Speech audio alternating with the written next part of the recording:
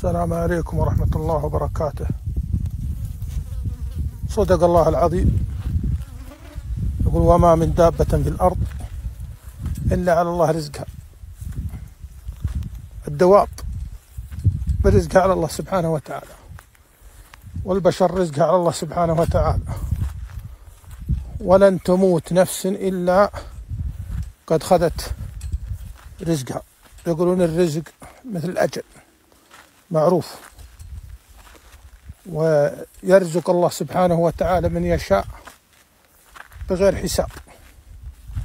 إذا أراد الله للإنسان رزق أتاه، ولكن فيه طرق تجعل الله سبحانه وتعالى يجيب الرزق. طبعا من يتقي الله سبحانه وتعالى يرزقه الله سبحانه وتعالى، ومن يتقي الله يجعل له مخرجا ويرزقه من حيث لا يحتسب. الرسول صلى الله عليه وسلم يقول: من صلى الفجر في جماعة ثم خرج وهمه الآخرة، جعل الله سبحانه وتعالى الدنيا تجيه راغمة عن أنفها، وسع الله سبحانه وتعالى صدره. ومن صلى الفجر وهمه الدنيا، من أصبح وهمه الدنيا، فلن يأتيه من الدنيا إلا ما كتب الله سبحانه وتعالى له. فلذا يا إخواني، الرزق يطلب برحمة الله سبحانه وتعالى وبالاستغفار. يقول الله سبحانه وتعالى: وقلت استغفروا ربكم إنه كان غفارا يرسل السماء عليكم مدرارا ويمددكم بأموال وبنين ويجعل لكم جنات ويجعل لكم أنهارا. هذا كلام الله سبحانه وتعالى. الآن أكثر الناس ضايق من الرزق.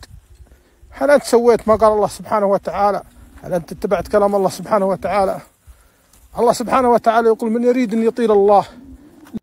الله سبحانه وتعالى يقول: من أراد، أو الرسول صلى الله عليه وسلم: من أراد أن يطيل الله سبحانه وتعالى في عمره وينسى له أثره ويرزق الله سبحانه وتعالى فليصل رحمه.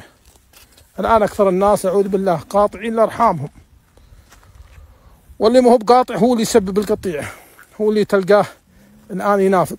بعض الناس الآن ينافق، يجي عند أبوه شايب، ولا يجي عند ابن عم له شايب، ولا يقول: شوف هذا فلان ما يبغونا، شوف هذا فلان ما يحبونا، شوف عاد من رابحهم من عزوتهم ومن أقاربهم. هذه كارثة يا إخواني.